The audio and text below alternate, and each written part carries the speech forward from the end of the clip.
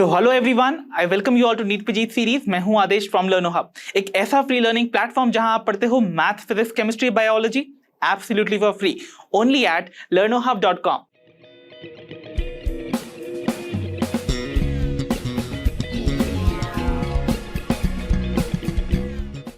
तो बच्चों, आज के सेशन में हम बिगिन करने वाले हैं हमारे क्लास 12 नीट बायोलॉजी के करिकुलम के लास्ट यूनिट को, विच इज इकोलॉजी।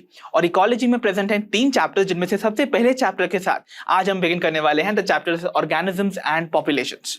तो इस चैप्टर के जितने भी इंपॉर्टेंट कॉन्सेप्ट्स हैं उन सभी को डील करेंगे आज के इस कॉन्सेप्ट एड-ऑन सेशन में। So without wasting much of your precious time, let's get started.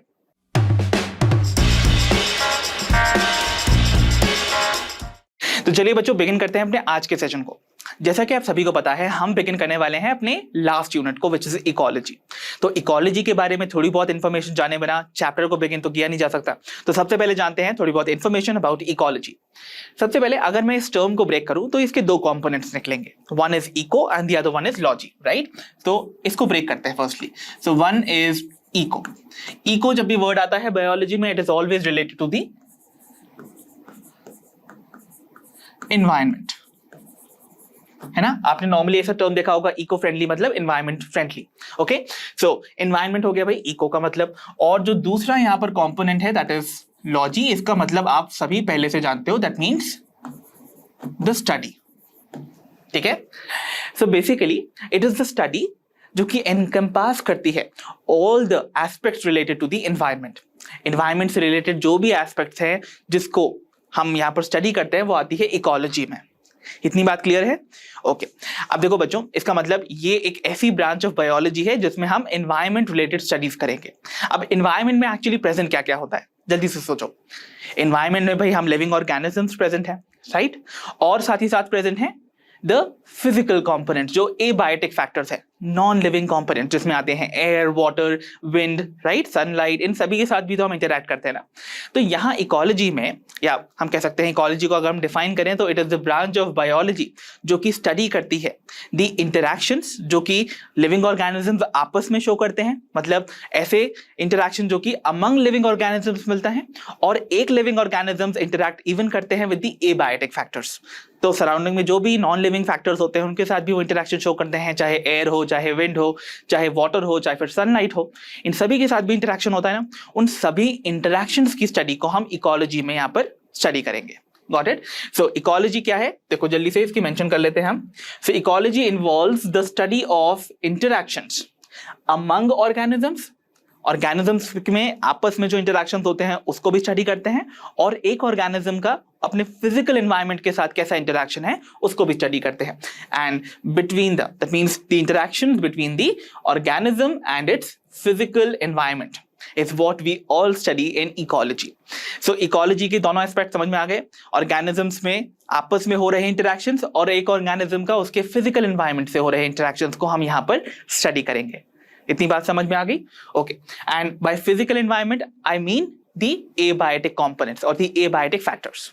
Got it? चलिए, अब यहाँ पर थोड़ी बहुत information for your general knowledge में आपको कुछ चीजें बताना चाहता हूँ। सबसे पहले तो फादर ऑफ इकोलॉजी कैसे बुलाते हैं, सो ये बात आप लिखो। फादर ऑफ इकोलॉजी का ऑनर दिया जाता है to the scientist called Alexander von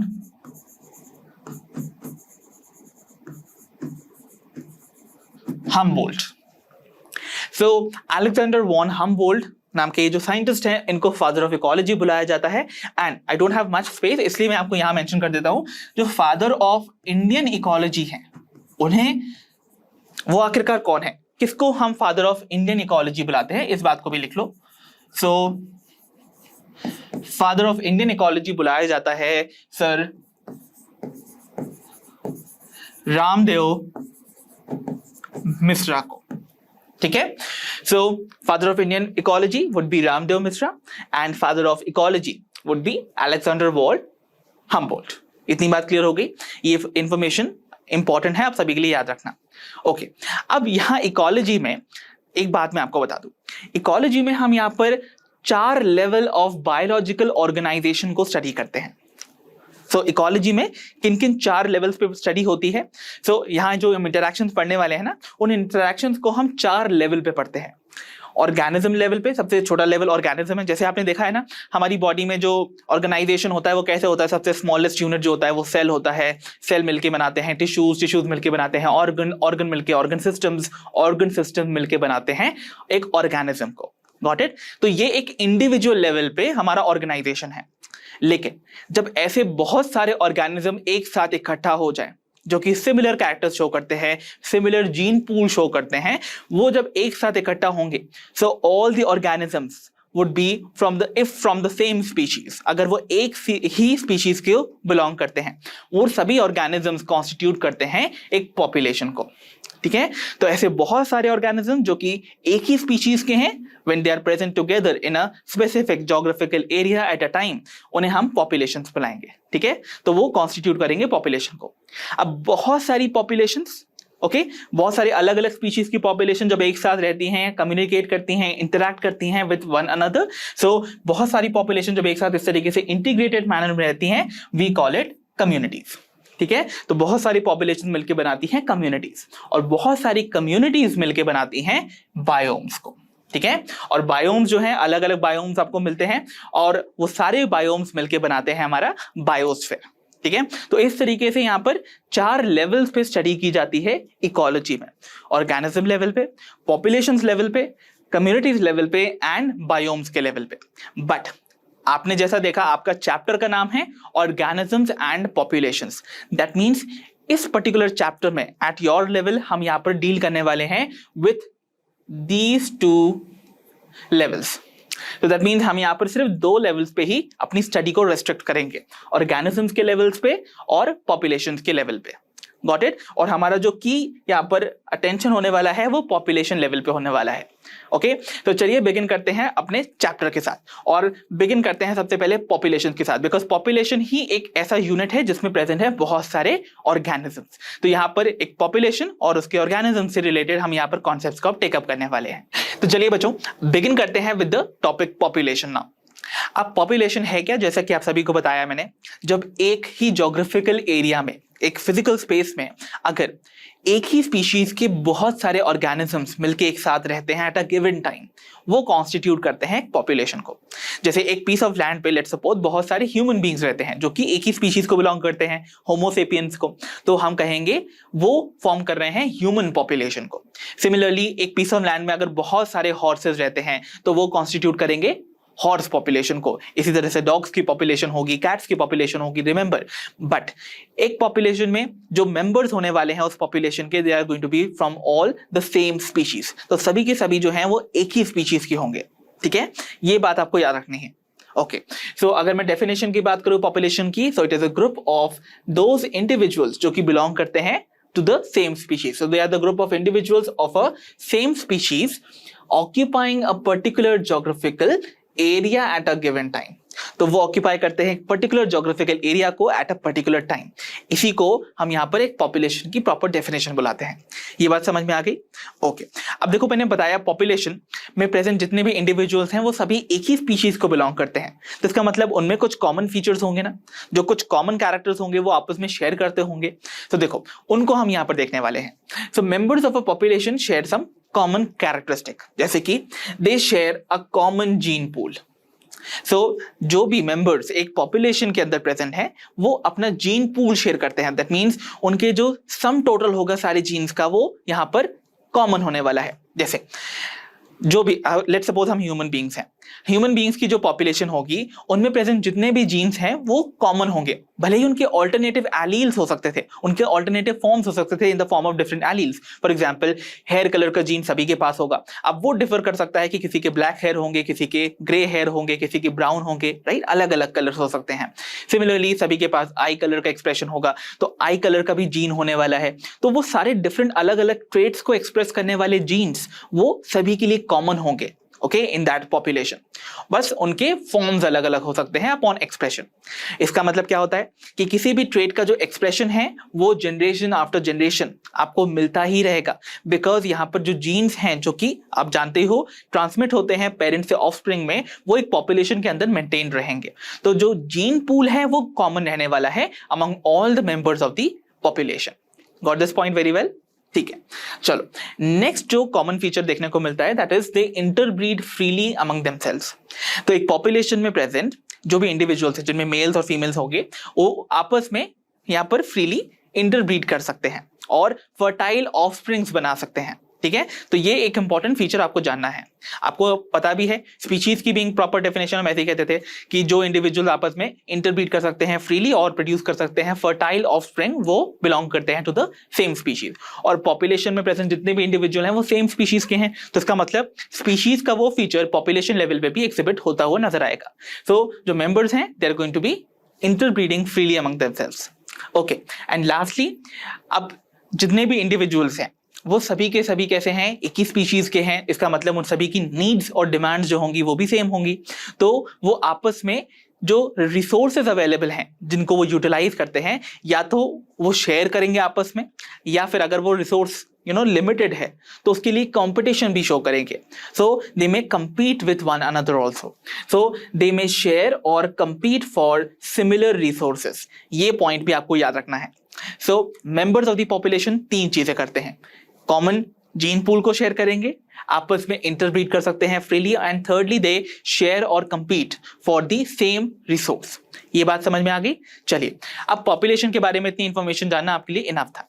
population के बाद हम बढ़ते हैं टुवर्ड्स पॉपुलेशन एट्रीब्यूट्स। अब ये एक नया टर्म आ गया, एट्रीब्यूट्स। एट्रीब्यूट्स जो होते हैं बच्चों वो बताते हैं the defining features of a population। तो जब मैं बोलता हूं population attributes, that means I'm talking about the defining features of a population। तो population को अगर मुझे सही से define करना है और अच्छे से समझना है तो मुझे कुछ features समझने होंगे, तो वो आते हैं सारे population attributes में। कौन कौन से वो population attributes हैं आइए जानते हैं।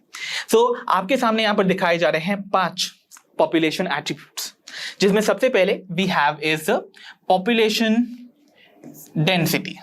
ठीक है, so population density is nothing but the technical term for the population size। ठीक है, so it is a technical term for population size। कितने ज्यादा इंडिविजुअल्स प्रेजेंट हैं एक पॉपुलेशन के अंदर, उसको हम यहाँ पॉपुलेशन डेंसिटी से रिप्रेजेंट करते हैं, और इसको हम रिप्रेजेंट करते हैं बाय द लेटर n। ठीक है, इसके बारे इन सभी के बारे में हम डिटेल में स्टडी करेंगे, अभी सिर्फ जान लो कौन कौन से वो एट्रीब्यूट्स हैं। नेक्स्ट जो एट्रीब्यूट है that is the birth rate. Okay, so birth rate ये भी आपको जानना है। देखो अब यहाँ पर डिफरेंस समझते चलो।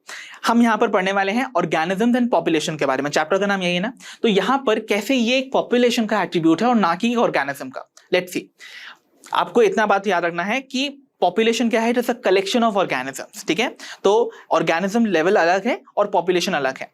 अब देखो एक ऑर्गेनिज्म के लिए उसका जो नंबर है वो हमेशा एक ही होगा। जैसे मैं एक ह्यूमन इंडिविजुअल हूं, सो मैं एक ही हूं ना एक ऑर्गेनिज्म के फॉर्म में। बट अगर मैं ह्यूमन पॉपुलेशन की बात करूं तो यहां पर मैं उनके टोटल नंबर को गिनूंगा कि एक पॉपुलेशन में लेट्स सपोज 20 पीपल हैं, इस रूम में लेट्स सपोज अगर 20 पीपल होते, सो जो पॉपुलेशन होती इस रूम के अंदर that would have been 20। But individual level पे, ऑर्गेनिज्म लेवल पे मेरा एग्जिस्टेंस सिर्फ एक ही है, ओनली 1 इन नंबर, राइट। तो इसका मतलब ऑर्गेनिज्म के लेवल पे हम सिर्फ यहाँ पर एक ही इंडिविजुअल को गिनेंगे। फॉर एग्जांपल यहाँ पर भी अगर आप देख सकते हो ना, ये जो इंडिविजुअल्स हैं हर एक इंडिविजुअल जो है वो एक है, बट पॉपुलेशन के लेवल पे देखा जाएगा तो इनका टोटल नंबर कितना हुआ, 6 हुआ। Got it? तो वो इनका साइज बता रहा है एज अ पॉपुलेशन। ठीक है, ओके। सेकेंडली आता है बर्थ रेट। ऑर्गेनिज्म के लेवल पे एक ऑर्गेनिज्म का या तो सिर्फ बर्थ होता है या फिर डेथ होती है, राइट। बट पॉपुलेशन के लेवल पे अब एक पॉपुलेशन में लेट्स सपोज 2000 लोग हैं, कितने लोग यहाँ पर बॉर्न हो रहे हैं, कितने यहाँ पर डाई कर रहे हैं, उसका एस्टिमेशन नंबर्स में किया जाता है। ओके, और वो भी पर यूनिट टाइम के हिसाब से, तो वो आता है बर्थ रेट में। फॉर एग्जाम्पल अगर हम यहाँ पर एक इंडिविजुअल ले लेते हैं, सपोज अगर मैं इस पर्टिकुलर पर्सन के बारे में बात करूं तो ये पर्सन का जो एग्जिस्टेंस है वो सिर्फ बर्थ और डेथ से रिलेटेड है। इसका बर्थ हुआ होगा, ओके, और इसकी आगे कभी डेथ होगी, बट इसका नंबर से कोई रिलेशन नहीं होगा। बट पॉपुलेशन लेवल पे हम देखेंगे कि यहाँ पर 6 में से 1 पर्सन चला गया एंड अब 5 बचे, ठीक है। सो वो आता है बर्थ रेट में, ठीक है, इस तरीके से। अब बर्थ रेट में यानी कि अगर सपोज यहाँ पर सिंस बर्थ रेट बोला है मैंने, तो यहाँ पर एक नया इंडिविजुअल लेट सपोज ऐड हो गया, तो वहां पर पॉपुलेशन का साइज इंक्रीज कर जाएगा, 6 से एक और ऐड होकर 7 हो जाएगा, तो वो बर्थ रेट में ऐड आ जाएगा। बट यहाँ पर एग्जिस्टेंस जो है ऑर्गेनिज्म के लेवल पे it is going to be only either उसका बर्थ होगा या फिर डेथ। सिमिलरली यहाँ पर डेथ रेट भी आता है, तो ऑर्गेनिज्म के लेवल पे सिर्फ या तो डेथ होती है, बट पॉपुलेशन के लेवल पे हम यहाँ पर डेथ रेट कंसिडर करेंगे, ठीक है। ओके, फिर आता है सेक्स रेशियो। सेक्स रेशियो मतलब एक पॉपुलेशन में मेल और फीमेल इंडिविजुअल्स कितने प्रेजेंट है उसके बीच में हम यहाँ पर एक प्रोपोर्शन लेने वाले हैं। यहाँ देखो, यहाँ पर इस पर्टिकुलर ऑर्गेनिज्म के लिए, एक इंडिविजुअल के लिए इसका सेक्स सिर्फ क्या होगा, that she is a female. इस मेल के लिए ऑब्वियसली ये मेल होने वाला है, ये एक फीमेल, ये एक फीमेल, देन अनदर मेल, और उसके बाद यहाँ पर एक फीमेल। तो इस तरीके से आपने देखा इंडिविजुअल लेवल पे क्या है, दे आर ईदर मेल और फीमेल, बट पॉपुलेशन के लेवल पे हम यहाँ पर मेल देन फीमेल का एक प्रोपोर्शन ले लेते हैं। तो यहाँ पर टोटल प्रेजेंट थे how many females, 1 2 3 and 4। So 4 जो है they are the females, while 2 क्या है यहाँ पर मेल्स है। तो 4:2 का जो रेशियो होगा वो सेक्स रेशियो है। अगर इसको हम और सिंप्लीफाई कर दे तो 2:1 हो जाएगा। तो इस तरीके से यहाँ पर सेक्स रेशियो जो है वो एक पॉपुलेशन का एट्रीब्यूट है, और ऑर्गेनिज्म लेवल पे सिर्फ सेक्स उसका एट्रीब्यूट होता है, या तो मेल या फिर फीमेल। Got it? चलिए, and last is age, structure and distribution.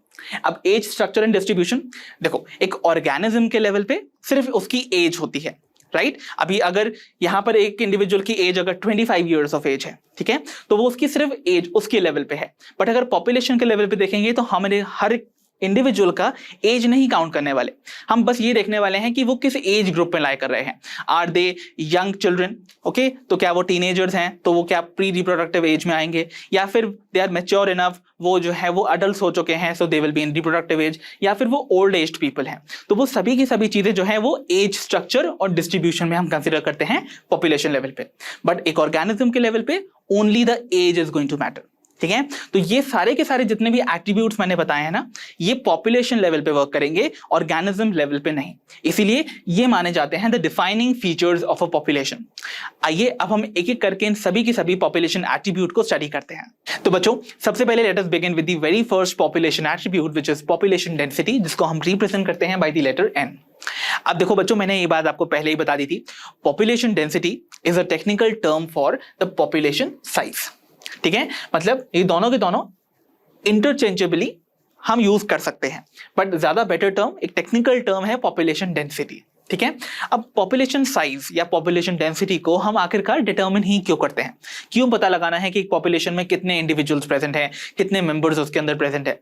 इसके पीछे एक रीजन है, बिकॉज पॉपुलेशन साइज जो है वो हमें हेल्प करता है to know about the status of the species in a particular habitat. तो एक स्पीशीज की जो पॉपुलेशन है उसका क्या स्टेटस है एक हैबिटेट में, उसका अंदाजा लगाया जा सकता है पॉपुलेशन साइज के एस्टिमेशन से।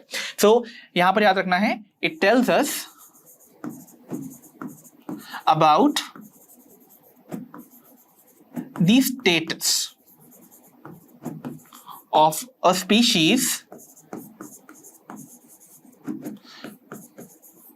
population in a given habitat. Imagine करो एक geographical एरिया में there were 1000 grasshoppers, ठीक है, ये हमने उसका पॉपुलेशन साइज बता दिया। अब मान लो मैं चेक करना चाहता हूं कि एक पर्टिकुलर स्पीशीज को, अगर एक पर्टिकुलर एनिमल की स्पीशीज को मैं इंट्रोड्यूस करूं उस पीस ऑफ लैंड पे, तो उसका क्या इफेक्ट मिलता है ऑन दी ग्रासहॉपर्स, ठीक है। तो उस इंटरेक्शन को भी हमें स्टडी करना है, after all we are studying ecology, right. तो देखो, मैंने उस 1000 ग्रासहॉपर्स वाली जो जगह थी, जोग्राफिकल एरिया था, वहां पर इंट्रोड्यूस कर दिए लेट्स सपोज कुछ फ्रॉग्स को। तो हमने देखा वहां पर जो फ्रॉग्स की इंट्रोडक्शन किया गया उस जोग्राफिकल एरिया में, उसकी वजह से कुछ समय के बाद जो पॉपुलेशन साइज था ऑफ ग्रासहॉपर वो 1000 से डिक्रीज होकर अराउंड 100 आ गया। तो इसका मतलब क्या हुआ, हमने यहाँ पर चेक किया कि कैसे एक स्पीशीज जो है वो दूसरी स्पीशीज को कैसे अफेक्ट कर रही है, राइट। और वो हमने इन टर्म्स ऑफ पॉपुलेशन साइज से मेजर कर लिया कि 1000 से इंडिविजुअल रिड्यूस होकर 100 हो गए। इसका मतलब जो हमने स्पीशीज इंट्रोड्यूस की है उसका एक नेगेटिव इफेक्ट पड़ा है on the other species. So even ये हमें स्टेटस कैसे बताता है, जैसे एक जोग्राफिकल एरिया में अगर एक पर्टिकुलर स्पीशीज के बहुत ही फ्यू मेंबर्स प्रेजेंट हैं, इसका मतलब उस हैबिटेट में जो प्रेजेंट एनवायरमेंटल कंडीशंस हैं वो उस स्पीशीज के मेंबर्स के लिए फेवरेबल नहीं है टू ग्रो। बट ये हमें इवन आइडिया देती है कि हम उस स्पीशीज के मेंबर्स को एक सूटेबल हैबिटेट में प्लेस कर सकें। तो मान लो अगर मैंने इसी स्पीशीज के मेंबर्स को, जिसकी बहुत ही फ्यू मेंबर्स प्रेजेंट है ओरिजिनल हैबिटेट में, उसको किसी नई स्पीशीज किसी नई जोग्राफिकल एरिया में जाकर इंट्रोड्यूस किया, तो वहां पर फेवरेबल कंडीशंस पाके वो अपना पॉपुलेशन साइज एक्सपैंड कर सकती है। तो इसका मतलब जब पॉपुलेशन साइज ज्यादा होगा तो हमें यह अंदाजा लग जाएगा कि इस पर्टिकुलर हैबिटेट में जो एनवायरमेंटल कंडीशंस हैं वो इस पर्टिकुलर स्पीशीज के ग्रोथ के लिए फेवरेबल थी। Got it? ओके, सो याद रखिएगा पॉपुलेशन साइज काफी हद तक इंफॉर्मेशन देने वाला है कि क्या स्टेटस है एक स्पीशीज का इन दैट हैबिटेट। ओके, सो देखो अब एक बात और जानते हैं। जनरली जो सबसे अप्रोप्रिएट तरीका है टू कैलकुलेट और to measure the population density is the calculation of the numbers of individual. भाई एक पॉपुलेशन में कितने इंडिविजुअल्स प्रेजेंट हैं, जनरली हम इसी से नापते हैं कि पॉपुलेशन का साइज कितना है। So generally indicates the number of individuals in a population. अब कितने इंडिविजुअल पॉपुलेशन के अंदर प्रेजेंट है ये बहुत हद तक वेरी कर सकता है। It could be very low, it could be very high. For example के तौर पे यहां पर लेते हैं दी साइबेरियन क्रेन्स का एग्जाम्पल। तो जो साइबेरियन क्रेन्स हैं, Siberian cranes, and here I am talking about दो साइबेरियन क्रेन्स जो कि भरतपुर वेटलैंड्स में पाई जाती हैं। भरतपुर वेटलैंड्स में पाए जाने वाले जो साइबेरियन क्रेन्स हैं इनका नंबर बहुत ही लो है। It is less than 10 members और 10 इंडिविजुअल्स पर ईयर। हर साल किसी भी साल को उठा के देख लो उनका नंबर लेस देन 10 ही होगा in the Bharatpur wetlands. So population of the Siberian crane in a particular year in the Bharatpur wetland which is a habitat for them उस समय सिर्फ 10 से लेस है। सो वो उसका पॉपुलेशन साइज हुआ। ठीक है, ये इतना लो भी हो सकता है। It can be as high as into millions. So it can B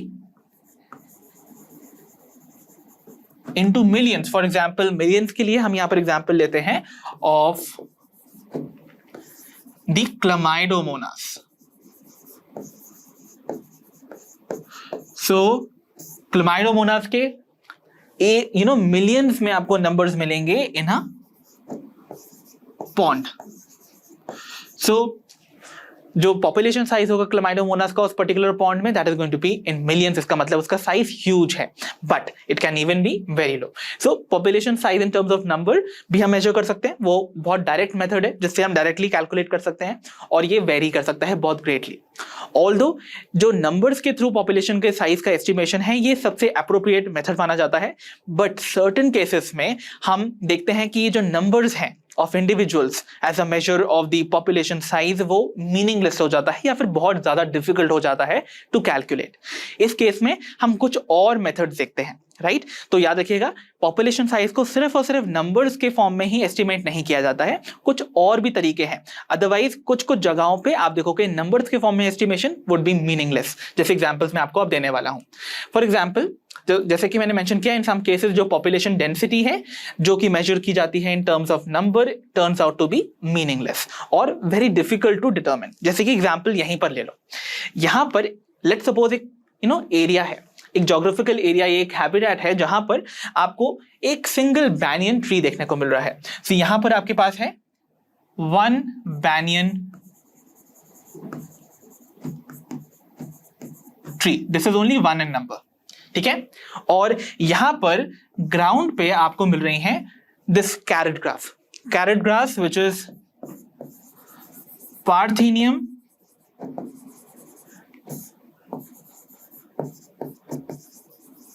hysterophorus. तो ये क्या है हमारी कैरेट ग्रास है और यहां पर लेट्स सपोज इसके 200 प्लांट्स प्रेजेंट है। तो जब मैं यहां पर कवर कर रहा हूं, देखो यहां पर जो नंबर ऑफ कैरेट ग्रास है वो बहुत हाई है, that is 200, while banyan tree is only 1 but it has a huge canopy। इसका ह्यूज कैनोपी कवर है, मतलब उसका जो सरफेस एरिया वो कवर कर रहा है ना, दैट इज वेरी ह्यूज। आपको पता ही है बैनियन ट्री जो है वो कितना ह्यूज होता है।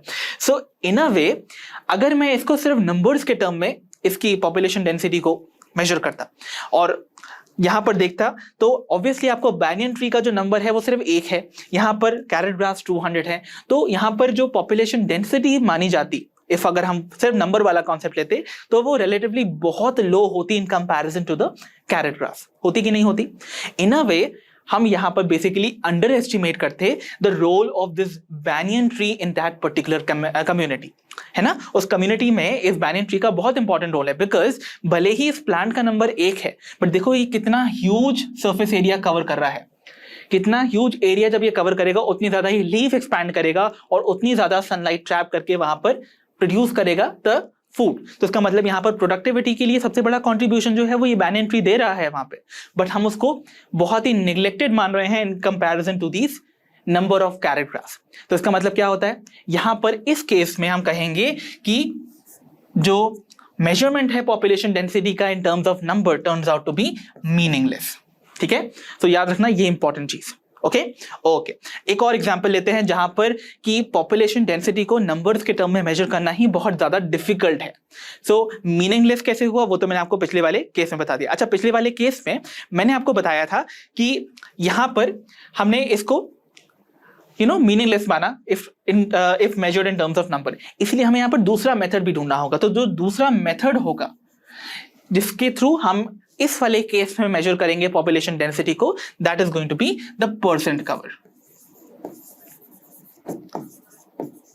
परसेंट कवर या फिर बायोमास कवर के फॉर्म में। सो ये ज्यादा बेटर मेथड्स होते हैं जिनसे हम मेजर कर सकते हैं पॉपुलेशन डेंसिटी को इन सच केसेस। ठीक है, इससे हम देखेंगे कितना एरिया कवर कर रखा है दोनों अलग अलग प्लांट स्पीशीज में, और कंपैरिजन के बाद बताएंगे कि कौन ज्यादा अबंडेंट है। Fine, okay. अब यहां पर जैसे मैंने आपको बताया था कि हम बिगिन करने वाले थे विद दी केसेस जहां पर डिफिकल्ट हो जाता है to determine the number of individuals in the population. जैसे एग्जांपल लो, मैंने यहां पर आपको एक लैब कल्चर दिखाया है ऑफ द बैक्टीरियल कॉलोनीज। तो this is a laboratory culture of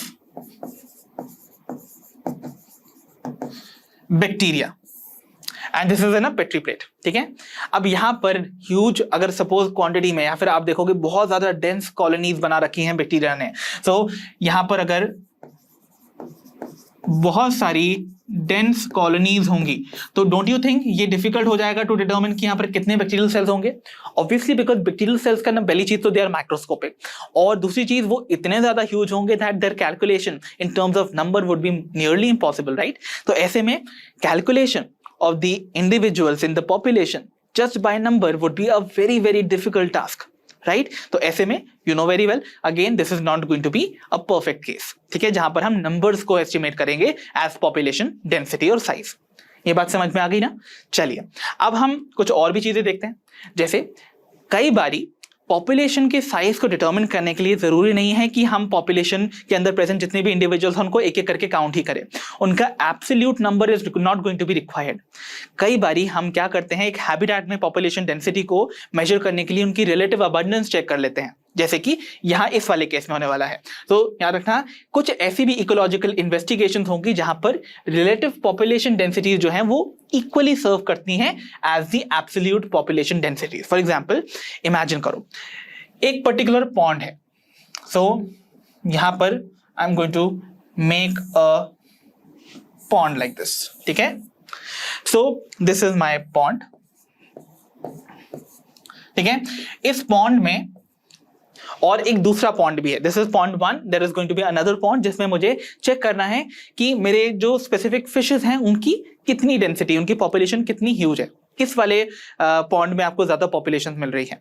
तो हम क्या करने वाले हैं, ट्रैप की मदद से हम पॉपुलेशन ऑफ फिशेस को कैसे पता लगाएंगे। देखो, हम ट्रैप के थ्रू यहां पर कैप्चर करेंगे फिशेस को। जिस पॉन्ड में पर ट्रैप ज्यादा नंबर ऑफ फिशेस आ रही हैं, फॉर एग्जांपल इस वाले पॉन्ड में लेट्स सपोज 30 फिशेस एक बार में हर ट्रैप में ऑन एन एवरेज आ रही हैं, और दूसरे वाले पॉन्ड में सिर्फ 10 आ रही हैं। तो इसका मतलब जो रिलेटिव आपकी पॉपुलेशन डेंसिटी है वो इस वाले पॉन्ड की ज्यादा है in comparison to the the one which is the another one, जिसमें हमें और कैलकुलेट करना है। तो इसका मतलब क्या हुआ, यहां पर इन सच तरीकों में हम क्या करने वाले हैं, we are going to determine the population density in terms of number of fishes caught per trap, है ना। तो ये हमें एक आइडिया दे देगा। तो यहां पर लेट सपोज अगर 30 पर ट्रैप हमको मिल रही हैं और दूसरे वाले में मुझे सिर्फ 20 पर ट्रैप मिल रही हैं, so there is going to be a fair idea कि इस वाले में ज्यादा पॉपुलेशन डेंसिटी है मेरे फिशेस की देन द अनदर पॉन्ड, ठीक है। तो इस तरीके से भी हम एक आइडिया लगा सकते हैं कि रिलेटिव सिर्फ और सिर्फ एक छोटे से पोर्शन का, पूरे पॉन्ड में जाके हम एक एक फिश तो गिन के आएंगे नहीं ना, तो एक छोटे से एरिया का भी अगर मैं यहाँ पर पॉपुलेशन डेंसिटी को इस तरीके से नंबर ऑफ फिशेस कॉट पर ट्रैप के हिसाब से अगर मेजर कर लूं, तो मुझे आइडिया लग जाएगा कि ये वाला जो पर्टिकुलर पॉन्ड है that is more rich in the species और the members of the fishes than the other pond, right. Okay, अब बात कर लेते हैं कुछ और तरीके की। एक और तरीका है बच्चों पॉपुलेशन डेंसिटी को मेजर करने का, जो कि इनडायरेक्ट है। कई बारी हम एक पर्टिकुलर पॉपुलेशन को, जो कि एक स्पीशीज की है, उसको डायरेक्टली काउंट नहीं कर सकते हैं। उसके लिए हम उनको इनडायरेक्टली काउंट कैसे करेंगे, तो देखो जैसे कि कुछ पॉपुलेशन डेंसिटी, जैसे कि यहाँ पर टाइगर की जो पॉपुलेशन डेंसिटी है, जो कि टाइगर का सेंसस होता है ना हमारी कंट्री में, सो टाइगर का जो भी कैलकुलेशन होता है, उनका नंबर, उनका पॉपुलेशन साइज देखा जाता है। तो टाइगर सेंसस जो कि हमारे most of the national parks में होती है, या फिर हमारे सेवरल टाइगर रिजर्व्स में होती है, वो ऐसे नहीं क्यों करते हैं कि जाके एक एक टाइगर को गिनेंगे। सो वो की जाती है बेस्ड ऑन दी पग मार्क्स। तो जो पग मार्क्स होते हैं ना, इसके बेसिस पे की जाती है, और साथ ही साथ जो एनिमल के एक्सक्रीटा के जो पेलेट्स होते हैं उनके बेसिस पे की जाती है, जिसको हम फीकल पेलेट्स भी बुलाते हैं। सो पग मार्क्स या फिर एनिमल एक्सक्रीटा पेलेट्स के फॉर्म में भी हम यहाँ पर इनडायरेक्टली अंदाजा लगा सकते हैं कि पर्टिकुलर फॉरेस्ट में कितने टाइगर्स प्रेजेंट है। ओके, सो इस तरीके से भी there is an indirect method to calculate the population density of the different type of species. So I hope आपको ये बात समझ में आ गई होगी कि कैसे पॉपुलेशन डेंसिटी सर्व करती हैं, टू नो कि यहाँ पर क्या स्टेटस है एक पर्टिकुलर इंडिविजुअल की या फिर एक पर्टिकुलर स्पीशीज का इन दी पर्टिकुलर हैबिटेट, और उनको कैसे हम अलग अलग तरीकों से मेजर कर सकते हैं। सो आई होप इतनी बातें आपको समझ आ गई होंगी रिगार्डिंग पॉपुलेशन डेंसिटी नाउ। तो चलिए बच्चों, अब हम बढ़ते हैं toward the next population attribute which is the birth rate. अब देखते हैं बर्थ रेट एक पॉपुलेशन में हमें क्या इंफॉर्मेशन बताता है। एक पॉपुलेशन में जो हमारा बर्थ रेट होता है वो रेफर करता है to the per capita births. भाई पॉपुलेशन के अंदर एक गिवन पीरियड में कितने बर्थ्स हुए हैं पर कैपिटा। पर कैपिटा मतलब देखो, पर कैपिटा ये जो वर्ड है ना, this is of a Latin origin, जिसका कि मतलब होता है पर हेड, और इसको इंटरचेंजेबली यूज किया जाता है एज, क्योंकि हम ह्यूमन पॉपुलेशन की बात मोस्टली करते हैं, तो हम यहां पर इंडिविजुअल या फिर पर पर्सन भी इस्तेमाल करते हैं कॉमन लैंग्वेज में, ठीक है। सो इट मींस पर इंडिविजुअल या पर पर्सन या फिर पर हेड, मतलब हम यहाँ पर जो बर्थ रेट या इवन आगे डेथ रेट भी यहाँ पर कंसिडर करने वाले हैं, वो हमेशा कंसीडर किया जाएगा या फिर कैलकुलेट किया जाएगा with respect to the number of member जो कि पॉपुलेशन के अंदर ऑलरेडी प्रेजेंट है, उनके टर्म्स में हम उसको यहाँ पर कैलकुलेट करेंगे। तो टोटल मेंबर जितने होंगे उसके बेसिस पे यहाँ पर कैलकुलेशन होता है हमेशा, चाहे बर्थ रेट हो चाहे फिर डेथ रेट हो। Okay, so in a population birth rate refers to the per capita births in a given habitat during a given period, ठीक है। So during a given time period कितने per capita births हुए हैं वो birth rate बताता है हमको। Okay, अब इसको रिप्रेजेंट करने के लिए there is a mathematical formula. So birth rate को कैलकुलेट किया जाएगा by this formula that is delta N upon N nought times T.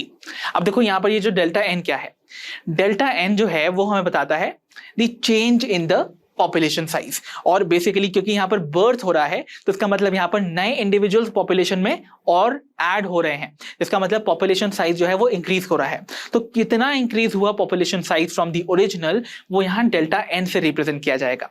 Okay, so delta N क्या बताता है हमको? Increase in the population size. तो यहां पर देखो क्या होने वाला है, आपको पता है ओरिजिनली हमारे पास जो नंबर ऑफ इंडिविजुअल प्रेजेंट है पॉपुलेशन में उसको हम एन नॉट से रिप्रेजेंट करेंगे, ठीक है। सो ये हमारे ओरिजिनल नंबर ऑफ या ओरिजिनल पॉपुलेशन साइज है या फिर ओरिजिनल नंबर ऑफ मेंबर्स हैं पॉपुलेशन के अंदर। तो ये मेरे ओरिजिनल हैं और आफ्टर टाइम टी ये मेरे फाइनल नंबर ऑफ इंडिविजुअल्स हैं जो कि ऐड होके आए हैं, राइट। तो इसमें हमने बर्थ ने क्या किया है और कंट्रीब्यूट किया है ना, तो बर्थ्स हैव कंट्रीब्यूटेड ना। तो इसका मतलब क्या हुआ, जो आपका एनटी होगा, जो फाइनल पॉपुलेशन साइज होगा after the addition of these individuals जो कि बॉर्न हुए हैं, वो ज्यादा होगा। That means NT is going to be greater than N nought ना। तो कितना डिफरेंस हुआ वो हम कैलकुलेट करेंगे यहां पर डेल्टा एन से। तो एन नॉट क्या, सॉरी डेल्टा एन क्या हो जाएगा आपका? N T minus N nought. For example ऐसे समझो 1000 इंडिविजुअल से ओरिजिनली और मान लेते हैं 200 बर्थ्स हुए हैं, ठीक है। सो यहां पर 1000 इंडिविजुअल्स 200 बर्थ्स हो गए तो फाइनल पॉपुलेशन साइज क्या हो जाएगा? 1200, राइट। तो अब फाइनली 1200 तो ज्यादा हुआ 1000 से, तो इसका मतलब क्या हुआ, हम 1200 माइनस अगर 1000 करेंगे तो हमें change in the number of individuals मिल जाएगा in the population which is 200। Okay, तो इसका मतलब डेल्टा एन क्या बता रहा है? Increase in the population size. और एन नॉट जैसा कि मैंने बताया था आपका ओरिजिनल पॉपुलेशन साइज है, और टी क्या है? किस टाइम पीरियड में आप यहां पर इसको कैलकुलेट कर रहे हो, तो T is the time period. तो एक बड़े ही सिंपल से एग्जांपल से आइए हम यहां पर देखते हैं कैसे बर्थ रेट को कैलकुलेट किया जाता है। तो यहां पर हम एग्जांपल लेने वाले हैं of the lotus in a particular pond.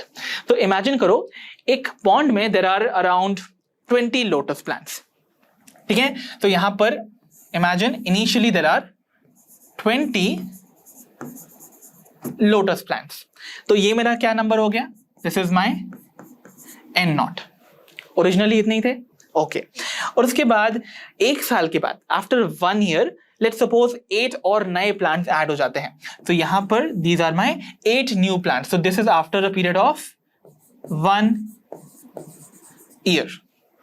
और यहां हो गए हमारे पास टोटल देखो 20 plus these 8 becomes 28 lotus plants. तो ये मेरा फाइनल पॉपुलेशन साइज हो गया आफ्टर 1 ईयर, ठीक है। ये मेरा एनटी हो गया। अब मुझे कैलकुलेट करना है मेरा बर्थ रेट को। तो जैसा कि मैंने आपको बताया था बर्थ रेट का फॉर्मूला आपको यहां दे रखा है। बर्थ रेट कैलकुलेट करते हैं। डेल्टा एन की वैल्यू कितनी होगी? सी डेल्टा एन क्या है? N T minus N nought, यही था ना। सो हम यहां लिख भी लेते हैं इसको N T minus N nought upon N nought times T. Let's calculate this, ठीक है। यहां पर मैं बार लगा लेता हूं। सो देखो एन टी कितना है? 28 माइनस 20 अपॉन 20 इंटू टाइम कितना था? 1 ईयर। कैलकुलेट कर लें तो ये हो जाएगा कितना? 8/20, सिंपली लाइक दैट। और उसके बाद अगर इसको कैलकुलेट करेंगे तो कितना हो जाएगा? ये 0.4। तो बर्थ रेट कितना हुआ मेरा? It is going to be 0.4 per lotus plant, क्योंकि ऑब्वियसली यहां पर हमने डिवाइड किया था कितना? किससे डिवाइड किया था? इनिशियल नंबर ऑफ इंडिविजुअल से, है ना। इनिशियल पॉपुलेशन साइज से, और इनिशियल पॉपुलेशन साइज में there were 20 lotus plants. so there are going to be 0.4 per lotus per year। ये मेरा यहां पर कैलकुलेशन होगा बर्थ रेट का। तो बर्थ रेट जो है वो कितना हुआ यहां पर? 0.4 per lotus per year when we talk about this particular example. Similarly अब हम डेथ रेट भी देखते हैं। डेथ रेट क्या है भाई? जैसा कि मैंने आपको बताया था बर्थ रेट और डेथ रेट ऑलमोस्ट सेम ही है, बस यहां पर हम देखने वाले हैं कि कितने इंडिविजुअल्स डाई किए। Okay, so in a population जो डेथ रेट है वो रेफर करता है to the per capita deaths in a population during a given period, ठीक है। और इसको भी याद रखना है, ड्यूरिंग अ गिवन पीरियड जरूर लिख लेना,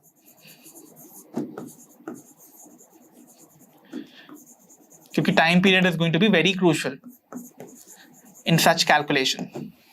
ओके, इसको भी रिप्रेजेंट करने का सेम तरीका है, डेथ रेट यहाँ पर delta N upon N nought times T, except for the difference कि यहाँ पर जो डेल्टा एन है वो इंक्रीज नहीं बताएगा बल्कि डिक्रीज बताएगा इन द पॉपुलेशन साइज। ठीक है, इमेजिन ऐसे कर लो कि there were initially N nought number of individuals, है ना, लेट्स सपोज ये 1000 इंडिविजुअल्स थे। ठीक है, अब इसमें से कुछ इंडिविजुअल्स जो हैं उनकी डेथ हो जाती है। कितने इंडिविजुअल्स की डेथ हो जाती है? लेट्स सपोज यहां पर हम ले लेते हैं 100 इंडिविजुअल्स की।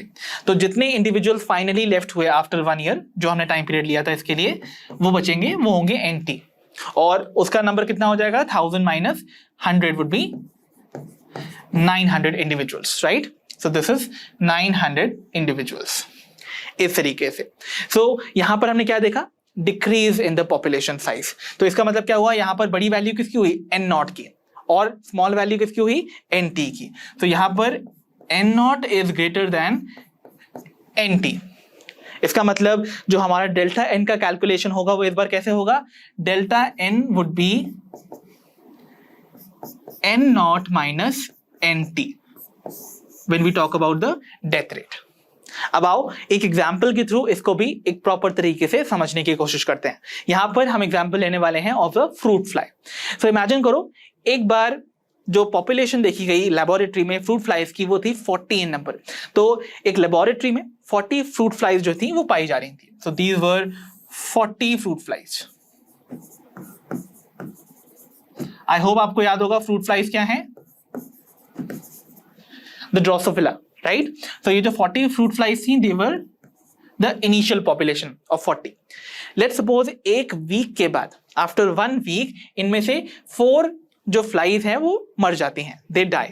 सो यहां से 4 कम हो गई, तो अब पॉपुलेशन कितनी बची? 4 रिड्यूस हो गई। तो हमारे पास फाइनल पॉपुलेशन जो बची है that is going to be 36, है ना? 4 आर डेड ना, तो इसका मतलब क्या हुआ? 36 fruit flies are still remaining. तो यहां पर अगर मैं डेथ रेट को कैलकुलेट करूं तो आपको पता ही है यहां पर डेथ रेट का कैलकुलेशन कैसे होगा। डेल्टा एन की जगह हम क्या लिखेंगे इस बार? N nought minus NT upon N nought times T। तो N नॉट की वैल्यू कितनी है हमारे पास? 40 minus 36 upon 40 into 1 week, right? तो टाइम पीरियड हमारा 1 वीक है ना। अगर मैं इसको कैलकुलेट करूं तो ये हो जाएगा 4 upon 40 which is equal to 0.1। तो इसका मतलब क्या हुआ? यहां पर 0.1 जो आपके इंडिविजुअल्स हैं, they are going to be dying per drosophila per week. तो इसका मतलब यहां पर 0.1 पर ड्रोसोफिला या फिर फ्रूट फ्लाई आप लिख लो, per week is going to be our death rate in this example. ठीक है, तो इस तरीके से याद रखना है, जो भी रेट हम यहां पर कैलकुलेट कर रहे हैं, चाहे बर्थ रेट हो या डेथ रेट हो, it is going to be with respect to the number of individuals जो कि प्रेजेंट हैं in the population at a time. ठीक है, तो जितने पॉपुलेशन होंगे और जितने नंबर ऑफ इंडिविजुअल्स होंगे पॉपुलेशन में, उसके ही टर्म्स में उसको मेजर किया जाता है। इसलिए इनको हम पर कैपिटा बर्थ रेट या फिर डेथ रेट बुलाते हैं। पॉइंट क्लियर हो गया ना? चलो, अब ये 2 एट्रीब्यूट तो हमने देख लिए, बर्थ रेट और डेथ रेट को। आइए अब बढ़ते हैं towards the next attribute which is very important and it is called the sex ratio. Sex ratio जो है सिंपली एक ऐसा रेशियो है जो कि मेल्स और फीमेल्स के बीच का आपको रेशियो बताएगा पर 1000 इंडिविजुअल्स इन अ पॉपुलेशन। ठीक है, तो इमेजिन करो अगर एक पॉपुलेशन का साइज 1000 का है, ठीक है, अब इस 1000 की पॉपुलेशन में इमेजिन करते हैं अराउंड 700 जो हैं वो मेल्स हैं और 300 आर फीमेल्स। तो यहां पर मेल इज टू फीमेल का रेशियो कितना होगा? कम ऑन, अगर मैं यहां पर मेल इज टू फीमेल का रेशियो निकालूं तो कितना होगा? 700 इज टू 300 वुड बी 7:3। तो ये रेशियो हमें बताता है मेल और फीमेल इंडिविजुअल्स का रेशियो पर 1000 इंडिविजुअल्स जो कि पॉपुलेशन में प्रेजेंट है। क्लियर? बट ऐसा देखा जाता है और माना जाता है कि एक बाइनरी जो पॉपुलेशन है या फिर एक बाइसेक्सुअल पॉपुलेशन जो है जिसमें मेल और फीमेल दोनों इंडिविजुअल्स प्रेजेंट होते हैं, उनमें एक्सपेक्ट किया जाता है जो मेल और फीमेल का रेशियो है वो सेम होना चाहिए, they should be equal in number. जैसे कि इस वाले एग्जांपल में आपने देखा मेल इंडिविजुअल ज्यादा थे, फीमेल कम थी, तो ये एक इम्बैलेंस्ड पॉपुलेशन का एग्जांपल हो गया। अगर एक बाइसेक्सुअल पॉपुलेशन है और उसमें 1000 इंडिविजुअल्स हैं, तो उनमें से 500 ही मेल्स होने चाहिए और 500 ही फीमेल्स होनी चाहिए। इसका मतलब जो रेशियो आना चाहिए दैट शुड बी 1:1 का रेशियो। ये एक स्टेबल पॉपुलेशन का यहां पर केस हो जाता है। तो sex ratio is another very very important aspect of the population attribute. So I hope आपको ये एट्रीब्यूट समझ में आ गया होगा सेक्स रेशियो तक। तो बच्चों अब हम बिगिन करने वाले हैं with the last population attribute and that is age, structure and distribution. अब देखो बच्चों, एक पॉपुलेशन में जितने भी इंडिविजुअल्स प्रेजेंट होते हैं वो अलग अलग एज ग्रुप्स में लाई करते हैं, राइट? तो अलग अलग वो जो एज ग्रुप्स हैं वो कौन कौन से हो सकते हैं? They could be pre reproductive, they could be reproductive और they could be post reproductive। अब देखो प्री रिप्रोडक्टिव मतलब ऐसे इंडिविजुअल जिन्होंने रिप्रोडक्टिव मैच्योरिटी अटेन नहीं की है, that means we are talking about the children और the youngsters, right? So they are going to be pre reproductive. Then उसके बाद आते हैं रिप्रोडक्टिव वंस जो कि adults हैं, right? And then lastly we have the old aged people जो कि हैं the post reproductive individuals। तो ये सारे के सारे जो हमने कैटेगरी बना दिए ना, प्री रिप्रोडक्टिव, रिप्रोडक्टिव और post reproductive, they all form the age structures. तो एज स्ट्रक्चर क्या है वो बताता है हमको डिफरेंट एज ग्रुप्स जिनमें की फॉल करते हैं the different individuals according to their age, right? अब कितने परसेंट इंडिविजुअल्स एक पर्टिकुलर एज ग्रुप में फॉल कर रहे हैं वो एक्चुअली हमें पता चलता है by age distribution. So age distribution क्या बताता है हमें? It represents the percentage of individuals which are going to be there in the different age groups. और एज डिस्ट्रीब्यूशन को ज्यादा बेटर तरीके से स्टडी करने के लिए हम इसको स्टडी करते हैं थ्रू एज पिरामिड्स। सो हमारा नेक्स्ट टॉपिक आता है एज पिरामिड्स। अब एज पिरामिड्स क्या है? एज पिरामिड्स कुछ ऐसे ग्राफिकल रिप्रेजेंटेशन है ऑफ एज डिस्ट्रीब्यूशन जो हमें बताएगा कि कैसे जो डिफरेंट परसेंटेज ऑफ इंडिविजुअल्स एक पॉपुलेशन के अंदर वो अलग अलग एज ग्रुप में लाई कर रहे हैं, और इसको देखकर हम प्रिडिक्ट कर सकते हैं the status of the population, right? कि भाई वो पॉपुलेशन जो है वो ग्रो कर रही है, डिक्लाइन कर रही है या स्टेबल है, राइट? सो देखो यहां पर the shape of the pyramid actually shows the status of the population with the width of the successive horizontal slabs. Okay, तो यहां पर देखो समझने की कोशिश करते हैं। आपके सामने यहाँ पर 3 टाइप के एज पिरामिड्स मिल रहे हैं। अब देखो यहाँ पर सभी केसेस में ये जो ग्रीन वाले हैं they are showing the first generation जो कि अब काफी ओल्ड हो चुकी है, तो वो आएंगे in the post reproductive age group और द एज स्ट्रक्चर। उसके बाद आते हैं ये ब्लू बार्स। ये ब्लू बार्स बताते हैं हमको द वन जो कि इस पहली जनरेशन के बाद आई है generation which is the second generation जो कि अभी यंग एज में है, रिप्रोडक्टिव एज ग्रुप में लाई कर रहे हैं। तो आपको यहाँ पर नेक्स्ट जनरेशन मिल रही है, और जो लेटेस्ट जनरेशन है जो कि यंग चिल्ड्रन की है वो आपको यहाँ मिल रही है as the orange bars which are the pre reproductive individuals, right? तो जो फर्स्ट जनरेशन थी देखो उनका जो नंबर था वो रिलेटिवली कम है in comparison to the second generation. देखो यहाँ पर तो ये फर्स्ट जनरेशन का हमें यहाँ पर विड्थ चेक करनी है बच्चों, ओके? विड्थ, हाइट चेक नहीं करनी है। विड्थ मीन्स हमको ऐसे चौड़ाई चेक करनी है, तो ये विड्थ देखो कम है। तो प्री रिप्रोडक्टिव की पोस्ट रिप्रोडक्टिव की जो विड्थ है वो कंपैरेटिवली लेसर है देन दी रिप्रोडक्टिव इंडिविजुअल्स। और इन रिप्रोडक्टिव इंडिविजुअल्स से आने वाले जो ये प्री रिप्रोडक्टिव इंडिविजुअल्स हैं यानी कि जो यंगस्टर्स हैं उनका स्लैब देखो और भी ज्यादा वाइड है।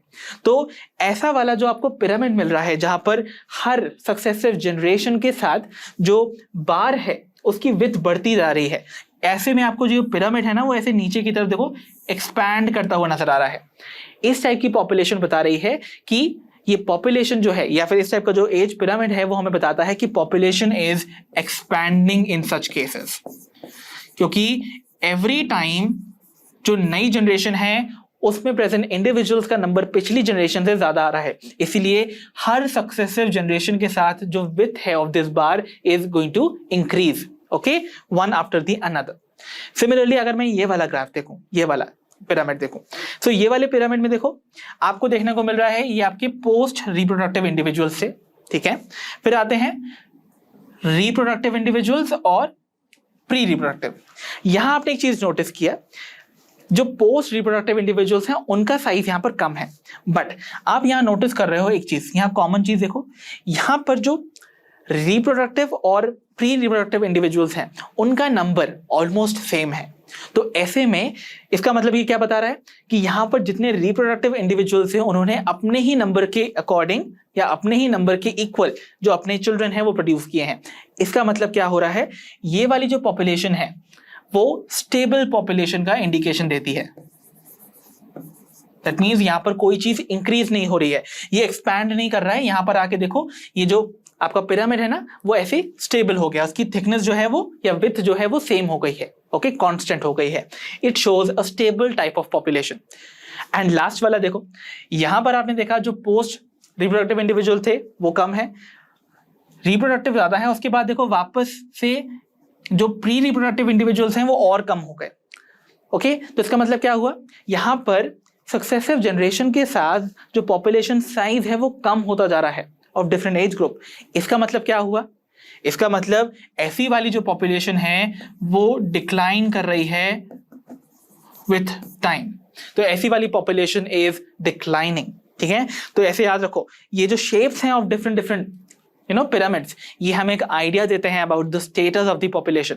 अगर वो नीचे की तरफ एक्सपैंड कर रही है with the increasing width of the each successive bar, इसका मतलब वो एक्सपैंडिंग पॉपुलेशन है। अगर वो जो विथ है ऑफ ईच बार वो डिक्लाइन कर रहा है ईच सक्सेसिव जनरेशन के साथ, वो डिक्लाइनिंग है।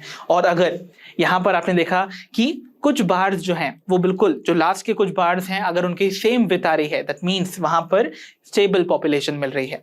तो इस तरीके से जो डिफरेंट एज पिरामिड्स हैं वो हमें एक आइडिया देते हैं अबाउट कि कैसे यहाँ पर जो डिफरेंट पॉपुलेशंस हैं वो अपना इंटरेक्शंस कर रही हैं और कैसे आपको जो स्टेटस है पॉपुलेशन का वो मिल रहा है कि पॉपुलेशन ग्रो कर रही है, डिक्लाइन कर रही है या फिर स्टेबल है। तो बच्चों, पॉपुलेशन एट्रीब्यूट्स को स्टडी करने के बाद now it is time that we must learn a few concepts about population growth. अब देखो बच्चों, एक बात जो आपको अभी से याद रखनी है कि पॉपुलेशन का जो साइज होता है या फिर जो पॉपुलेशन डेंसिटी जैसे हम बुलाते हैं वो कभी भी कांस्टेंट नहीं रहती है, ओके। मतलब जो पॉपुलेशन साइज या डेंसिटी है it is not a static parameter, ये बात याद रखो, ठीक है। It keeps on changing. इसका मतलब क्या हुआ, ये एक डायनामिक पैरामीटर है। अब ये चेंज करता है विथ टाइम, ठीक है, और कुछ अदर फैक्टर्स के हिसाब से भी। अदर फैक्टर्स में सबसे पहला है फूड अवेलेबिलिटी। भाई एक पर्टिकुलर हैबिटेट में अगर एक पॉपुलेशन थ्राइव कर रही है तो उसको सारे रिसोर्सेज मिल रहे होंगे, राइट, उसको फूड भी मिल रहा होगा उसमें से। अगर वहां से फूड नहीं अवेलेबल नहीं होता वहां पर उस एनवायरमेंट में या फिर उस हैबिटेट में, तो क्या होता, वो पॉपुलेशन डिक्लाइन कर जाती ड्यू टू स्टारवेशन, राइट। तो फूड की availability is going to be very very important for the changes in the population size. अगर फूड अबंडेंट अमाउंट में है तो इसका मतलब पॉपुलेशन साइज जो है वो ग्रेटली एक्सपैंड कर सकता है, ठीक है। तो एक्सपेंशन या डिक्लाइन जो है वो डिपेंड करेगा on factors like food availability, even predation pressure. अब जिस जगह पर एक पर्टिकुलर स्पीशीज जहां पर थ्राइव कर रही है, पॉपुलेशन थ्राइव कर रही है, वहां पर कोई भी प्रेडेशन का प्रेशर नहीं है, कोई भी प्रेडेटर नहीं है उस स्पीशीज पे अटैक करने वाला, okay. There is no competition as such for the resources. इसका मतलब क्या हुआ, यहां पर वो पॉपुलेशन थ्राइव कर जाएगी। बट अगर मान लो एक छोटी सी पॉपुलेशन है और वहां पर बहुत सारे प्रेडेटर्स हैं, ठीक है, उसको कैप्चर करने के लिए, उसको प्रे अपॉन करने के लिए, इसका मतलब क्या होगा, वहां पर वो अपना साइज ज्यादा एक्सपैंड नहीं कर पाएगी बिकॉज वो इजीली डिटेक्ट हो जाएगी by the predators and would be preyed upon. तो ऐसे में पॉपुलेशन साइज जो है वो या तो डिक्लाइन करेगा या एक्सपैंड करेगा depending upon the situation. And thirdly adverse weather. अब अगर वेदर कंडीशन एडवर्स हैं तो जो एक नॉर्मल टाइप की स्पीशीज है पॉपुलेशन की, वो क्या करने वाली है, वो एक्सपैंड नहीं कर पाएगी। बट मान लो एक्सट्रीम कंडीशन में थ्राइव करने वाली जो पॉपुलेशन है, अगर उस मतलब एक स्पीशीज की पॉपुलेशन अगर प्रेजेंट है तो वो हो सकता है थ्राइव कर जाए। तो expansion and decline of the population will depend on these factors. But whatever might be the ultimate reason, basically 4 ही ऐसी प्रोसेसेस हैं जो पॉपुलेशन डेंसिटी को कंट्रोल करती हैं। कौन कौन सी वो प्रोसेसेस हैं, आइए जानते हैं। तो यहां पर इस बात को समझो, पॉपुलेशन डेंसिटी जो है वो बेसिकली फ्लक्चुएट करती है due to changes in the following 4 processes. कौन कौन सी वो फॉलोइंग 4 प्रोसेसेस हैं। सबसे पहला है भाई नेटालिटी। नेटालिटी जिसको हम रिप्रेजेंट करते हैं by the letter B and it is nothing but the birth rate. So natality और द बर्थ रेट जो है वो बताता है कि कितने इंडिविजुअल्स जो है वो बॉर्न हुए हैं in that specific habitat during a given time period, okay. और ऑब्वियसली जब बर्थ्स होते हैं तो इसका मतलब क्या होगा, ये वाला जो पर्टिकुलर फैक्टर है ये ऐड कर रहा है इंडिविजुअल्स को द ना टू द एग्जिस्टिंग इंडिविजुअल्स। तो इसका मतलब क्या हुआ, एग्जिस्टिंग पॉपुलेशन डेंसिटी में natality is going to add more individuals. तो इसका जो इफेक्ट होने वाला है पॉपुलेशन डेंसिटी पे वो कैसा होगा, पॉजिटिव इंपैक्ट, क्योंकि वो ऐड कर रहा है इंडिविजुअल्स को। दूसरा आता है mortality. Mortality means what, the death rate, मतलब कितने इंडिविजुअल्स जो हैं वो एक पर्टिकुलर हैबिटेट में during a specific given period जो है वो डाई कर गए, तो वो आता है मॉर्टैलिटी में, that is the death rate. इसको रिप्रेजेंट करते हैं कैपिटल डी के साथ, ठीक है। अब मॉर्टैलिटी मतलब बता रहा है कि इंडिविजुअल जो है वो पॉपुलेशन से खत्म हो गए हैं, दे हैव डाइड। तो इसका मतलब क्या हो रहा है, मोर्टेलिटी वो फैक्टर है जो कि इंडिविजुअल्स का नंबर जो है वो सब्ट्रैक्ट कर दे रहा है, कम कर दे रहा है from the original population density. तो इसका एक नेगेटिव इंपैक्ट है, ठीक है। सो पॉपुलेशन डेंसिटी में ऐड कर रहा है नेटैलिटी और रिमूव कर रहा है मॉर्टेलिटी। ये दो फैक्टर समझ में आ गए। अब दो और फैक्टर्स हैं, one is immigration and the other one is emigration. Immigration और एमिग्रेशन में क्या फर्क है? इमाइग्रेशन बताता है कि एक स्पीशीज के कितने नए इंडिविजुअल किसी और जगह से from elsewhere have come to that specific habitat और वहां पर आके रहने लगे, ठीक है। सो इमाइग्रेशन में क्या हो रहा है, किसी डिस्टेंट लैंड से सेम स्पीशीज के मेंबर एक स्पेसिफिक हैबिटेट में आके ऐड हो जाते हैं, वहां पर रहने लगते हैं, वो इमाइग्रेशन बताता है। तो जो इमाइग्रेंट्स होते हैं वो क्या कर रहे हैं, वो ऐड कर रहे हैं मोर इंडिविजुअल्स टू द पॉपुलेशन। इसका मतलब इसका भी इंपैक्ट पॉजिटिव हुआ, राइट। तो इसका मतलब इसको हम रिप्रेजेंट करते हैं इमाइग्रेशन को कैपिटलाइज है, ठीक है। और दूसरा आता है एमिग्रेशन। एमिग्रेशन मतलब ओरिजिनल हैबिटेट से कुछ इंडिविजुअल किसी नए डिस्टेंट लैंड पर जाकर बस जाते हैं। तो वो जो इंडिविजुअल्स ओरिजिनल पॉपुलेशन को छोड़ के गए हैं, उनने क्या किया है, नंबर ऑफ इंडिविजुअल्स को कम कर दिया है from the original population density. इसका मतलब एमिग्रेशन का एक नेगेटिव इंपैक्ट होता है ऑन दी पॉपुलेशन डेंसिटी, और एमिग्रेशन को हम कैपिटल ई से रिप्रेजेंट करते हैं। तो चार फैक्टर्स हैं, B which is natality, D mortality, I immigration and E emigration। Positive impact सिर्फ नेटालिटी और इमाइग्रेशन के हैं और नेगेटिव इंपैक्ट यहाँ पर मोर्टेलिटी और एमिग्रेशन के हैं। सो अगर मैं इनकी मदद से कैसे चेक करना चाहता हूं कि एक समय के बाद पॉपुलेशन डेंसिटी क्या होगी, तो आइए कैसे कैलकुलेट करते हैं, लेट्स सी। सो मान लेते हैं कि NT इज द पॉपुलेशन, मतलब जो पॉपुलेशन डेंसिटी है एट टाइम t, तो population density at time t हमारी NT है, और उसकी डेंसिटी मुझे कैलकुलेट करनी है after time t+1, that means एक साल के बाद या एक यूनिट टाइम के बाद। तो वो कैसे कैलकुलेट करेंगे? So what I have to do is, मुझे कैलकुलेट करना क्या है, the population density after time t+1, ये मुझे कैलकुलेट करना है। और मुझे दे रखी है population density at time t, तो this is my population density at time t, ठीक है। तो ये तो ओरिजिनल पॉपुलेशन साइज था। अब हम यहां पर फाइनल जो पॉपुलेशन होगा आफ्टर टाइम t+1 वो कितना होगा वो चेक करते हैं। तो उसके लिए आपको पता है यहां पर हमेशा कौन कौन से एडिंग फैक्टर्स होंगे जिनसे पॉपुलेशन साइज इंक्रीज हो रहा होगा। Obviously it was birth plus immigration, right. Total कितने बर्थ हुए, कितने इमाइग्रेंट जो हैं वो दूसरी जगह से आकर उस हैबिटेट में ऐड हो गए, वो यहाँ पर हमारा एक फैक्टर हो गया। वाइल कितने इंडिविजुअल जो हैं वो उस पॉपुलेशन ओरिजिनल पॉपुलेशन डेंसिटी से उस टाइम पीरियड में गायब हो गए, मींस वो या तो चले गए या फिर डेड हो गए। तो यहाँ पर आता है मोर्टेलिटी एंड एमिग्रेशन। तो टोटल नेट चेंज कितना हुआ, लेट्स सपोज 50 यहाँ पर नए इंडिविजुअल्स ऐड हुए थे और 30 चले गए, तो यहाँ पर हमें जो नेट चेंज मिला वो कितने का मिला, 20 का। वो कैसे मिलेगा, by subtracting these two terms, right. तो अगर मैं यहाँ पर टोटल जो नए एडिशन हुए हैं यहाँ माइनस कर दूं द सब्ट्रैक्शंस को, जो भी रिमूव हुए हैं पॉपुलेशन से, उनका अगर मैं यहाँ पर डिफरेंस निकाल देता हूं तो मुझे नेट चेंज मिलेगा पॉपुलेशन डेंसिटी में। और उस पॉपुलेशन डेंसिटी में नेट चेंज को अगर मैं ऐड कर देता हूं टू द ओरिजिनल पॉपुलेशन, तो हमें मिल जाएगा क्या, the final population size after 1 year or the one specific unit time. Got it? ये बात समझ में आ गई।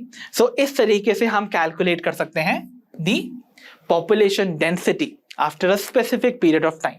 और याद रखना बच्चों, हमेशा जो एडिंग वाले फैक्टर्स होते हैं अगर वो ज्यादा हैं देन दी रिमूविंग फैक्टर्स, तो इसका मतलब जो पॉपुलेशन है वो इंक्रीज करेगी, एक्सपैंड करती है। तो याद रखना है बर्थ प्लस इमाइग्रेशन जो कि पॉजिटिव इम्पैक्ट दे रहे थे, अगर ये फैक्टर्स ज्यादा हैं तो इसका मतलब क्या होगा, आपका पॉपुलेशन साइज इंक्रीज करेगा। ठीक है, तो यहां पर पॉपुलेशन जो है वो एक्सपैंड कर रही है।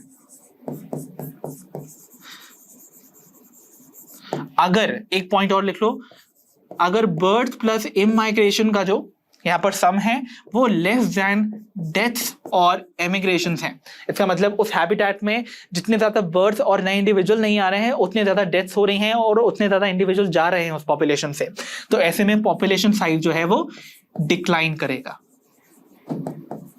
तो पॉपुलेशन जो है वो डिक्लाइन कर रही है। ठीक है, एंड लास्टली अगर नंबर ऑफ बर्थ्स और इमाइग्रेंट्स का नंबर इक्वल हो जाता है टू द डेथ्स एंड एमिग्रेशंस, इसका मतलब पॉपुलेशन में कोई नेट चेंज नहीं मिल रहा है, इसका मतलब यहां पर पॉपुलेशन जो है वो स्टेबल हो जाएगी।